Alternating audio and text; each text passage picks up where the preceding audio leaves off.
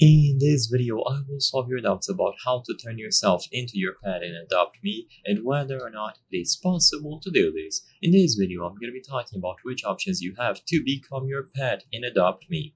So there used to be a method back in the day where you would be able to go over to Dress Up and choose one of these menus at the right side of the screen. Then, by searching specific words like broken wall or content deleted, you would be able to find an invisible avatar. So essentially, the trick was that you would go into the clothes available here in the dress up section, and by looking for broken wall or something like content deleted, you would be able to essentially make yourself invisible.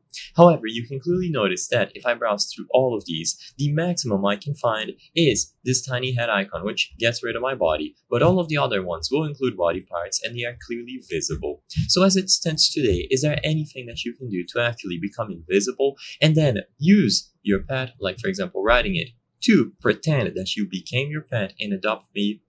Well, sadly, as it stands today, because those bugs or glitches were patched and you are no longer able to go fully invisible, the maximum that you can do is to turn yourself into something like this. So, this tiny player model from Repo, and then you would be tiny enough to sort of pass off as your pet, but there is no actual way to simply become your pet.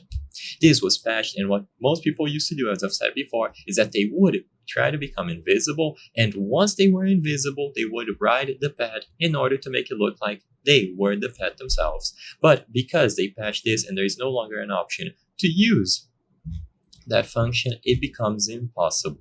The purpose of this video is not to spread misinformation, but to let people be aware about the limitations of turning yourself into your pet and how it's no longer possible to do this in Adopt Me.